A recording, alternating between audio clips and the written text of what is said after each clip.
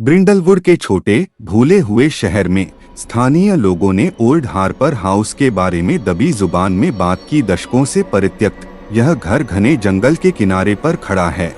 इसकी खिड़कियां खोखली आंखों की तरह हैं, जो शहर की हर हलचल पर नजर रखती हैं। किसी ने भी इसके पास जाने की हिम्मत नहीं की, क्योंकि हार्पर परिवार एक सर्दियों की रात रहस्यमय तरीके से गायब हो गया था। अज्ञात की खोज में रुचि रखने वाली जिज्ञासु किशोरी सारा अफवाहों को खारिज करती है। वह केवल टॉर्च और हिम्मत से लैस होकर हार्पर हाउस में रात बिताने का फैसला करता है। जैसे ही वह करीब आया, चांदनी ने लंबी भयानक छाया डाली और कमरा अपने आप में एक जीवन की सांस लेता हुआ प्रतीत हुआ।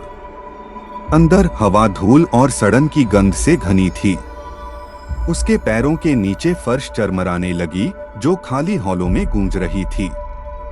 सारा एक घर से दूसरे घर भटकती रहती है, लेकिन उसे कभी बसे हुए घर के अवशेषों के अलावा कुछ नहीं मिलता है, जो अब मच्छरदानी और सन्नाटे में ढका हुआ है। जैसे ही आधी रात करीब आई, सारा पुराने लिविंग रूम में चली गई। उसने अपनी टॉर्च नीचे कर दी। उसकी किरण फीके वॉलपेपर पर एक असहज चमक डाल रही थी। उसे अपनी रीढ़ की हड्डी में ठंडक महसूस हुई, मानो वह उसे देख रहा हो। इसे घबराहट समझकर खारिज करते हुए वह एक घिसे-पिटे सोफे पर लेट गया और अपनी आंखें बंद कर लीं।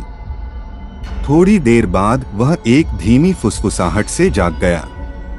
उसका दिल तेजी से धड़क रहा था। उसने अपनी टॉर्च पकड़ी और उसकी किरण कमरे के चारों ओर फैला दी। कुछ नहीं, गलियारे से फुसफुसाहटें और भी तेज हो गईं। कांपते हाथों से उसने आवाज का पीछा किया, जो उसे एक ऐसे दरवाजे तक ले गई जिस पर उसने पहले ध्यान नहीं दिया था। दरवाजा चरमराकर खुला और नीचे अंधेरे की ओर जाने वाली एक संकरी सीढ़ी दिखाई देने लगी। मजबूर होकर सारा उसे समझाने में असमर्थ हो गई और नीचे आ गई।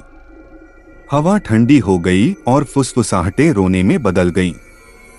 नीचे उसे एक छोटा छिपा हुआ तहखाना मिला। कमरे के मध्य में धूल भरे दर्पण के चारों ओर पुरानी जली हुई मोमबत्तियों का एक घेरा था।